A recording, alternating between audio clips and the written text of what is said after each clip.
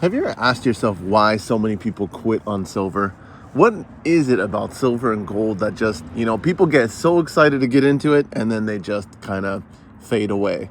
Well, today I'm going to answer that question, at least in part, mainly because, I think it's the same kind of concept as a lot of things these days. Well, first and foremost, stock market, it is off to the races. Why? Because Joe Biden is the greatest president in the history of the world. No, that's not why.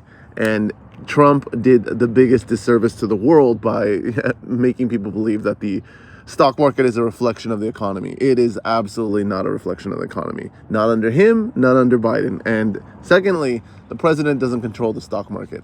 But we do have somebody who does have a very strong hand in what happens in the stock market. And that man's name is Jerome Powell. Cheap money drives everything, whether it's real estate, stocks, everything and anything. Cheap money is the drug of choice of the system. That being said, Jerome Powell has a lot more to do with the stock market since the crash of 2008 than any of the different presidents, regardless of what they say. And it's interesting to me that, so many people fall into the trap of believing that the stock market's a reflection of what's really going on. Nope, it's really not. But it's also funny to me that, how many people react based on politics to what's going on in the market. The market's the market. It's going to do whatever's in its best interest. And it's mainly controlled by big players that really can pull the market up and down for whatever reason, rational or not rational.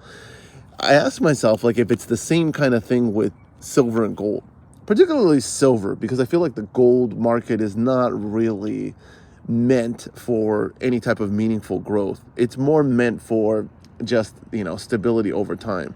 Whereas silver, being an industrial metal, there is some play there because, you're dealing with, something that's needed for consumption, as well as, that is pretty much it with silver. When you think about it.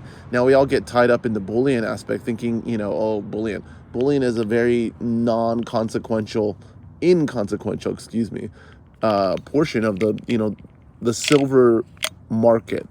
And so, again, myself, like many stackers, started off, catching videos by, was it Silver Slayer?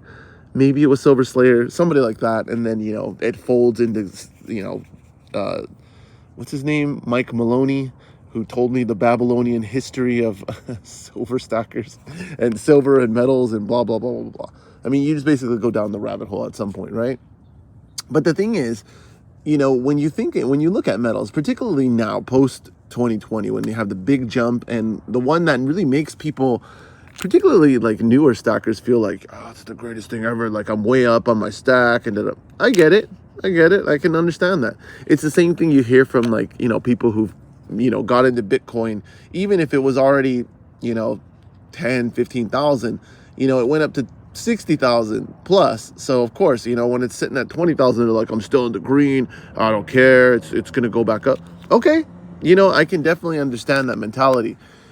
However, with silver, it just seems to be the gift that doesn't give. It's kind of like you got that one shot in the arm that really made you feel like, hey, this is it. This is going to be it. There's the silver squeeze, the silver raid, this, that, the other thing to keep you interested. And it just kind of fades and falls off a cliff where it's just not at the same level anymore. And I think that's why so many people lose money with particularly silver.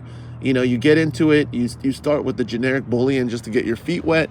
Then you start getting the higher premium, more collectible stuff, either because you like it or because you're watching stuff that tells you, that's the place to be. And then at some point you just realize, hey, you know what? Silver price is just stuck in a range, and it, every time they say that it's going to go up, it just doesn't. And then, over time, that's kind of frustrating, right? That just doesn't, it doesn't feel like the same way that, when everyone's talking about how well the market is doing, to see your silver basically sitting flat or losing dollar value, it's kind of frustrating, right? As with anything. The other thing with silver in particular is, it depends on how you're buying it. If you're buying it from the online bullion dealers, I mean, it's basically a cabal, right? They have a set market. They really don't have to lower their prices even if spot price falls. So you're just not getting the value that you probably should. Many of you have a good coin shop. That's awesome. I mean, kudos to you. I used to have a pretty decent coin shop, at least, you know, once I understood what the mechanics of that coin shop were, which were that depending on who you were dealing with at the coin shop, it could be a good deal or you could be getting fleeced. There was a little bit of both. But as long as I understood that, I'm fine, dealing with that environment. Whereas with the bullion dealers, there's none of that. It's basically, hey, we're going to get whatever markup we want, whatever premium. It's not really correlated to the market per se.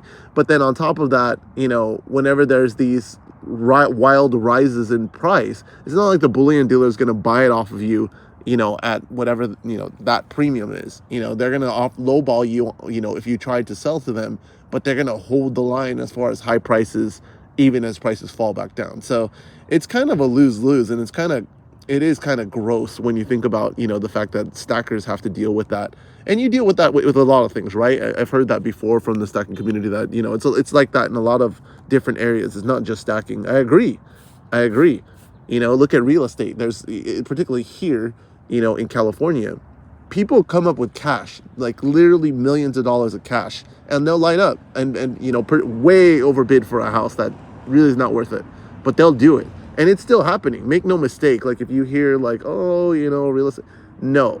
Here in California, there is no shortage of people with cash buying houses. And it makes it very difficult because if you're a financing buyer, which, that's kind of how things work, it makes it very, very difficult to afford any type of property. Particularly right now where people are in 3-4% mortgages and, let's say you did want to move somewhere else. You're not leaving that mortgage to go to a 6 or 7%, rate.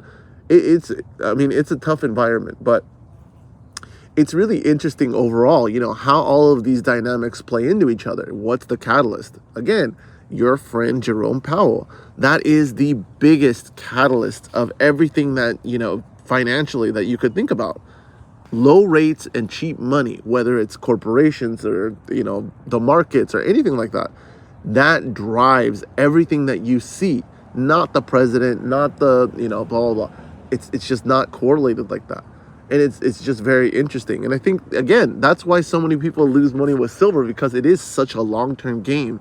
And there are so many pitfalls that just, they're clear that, this is a disadvantage of stocking silver versus other mediums. Is it good as a part of your, portfolio? Yeah, it could be. Absolutely. I mean, obviously I have it. Lots of people say, well, why the hell do you stack when you have such a negative opinion? I don't.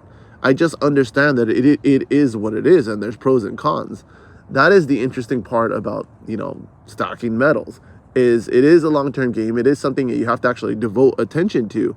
But if you're going in thinking it's going to be a, get-rich-quick scheme, or, even something where you're meaningfully going to grow that money, it's just not. And that's very contrary to how, the other types of investments or, assets that we look at perform and behave.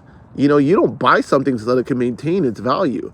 I mean, that's very contrary to the way a lot of people think. They think, oh, it's going to gain in value. No, that is actually not true with silver. I mean, the whole point of it, if you ask real true stackers, not collectors, is that it's going to maintain that value over time.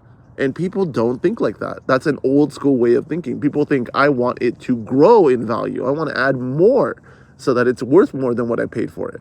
Yes, on a nominal basis, silver may be worth more than what you paid for it, but is it really growing that portion of your portfolio? No. It's more of the insurance policy. And you see this all over from different stackers. That, in my opinion, is why it's so hard to make money and grow your portfolio with silver, because it's not meant for that. And I think that's the big disconnect overall with the stacking community.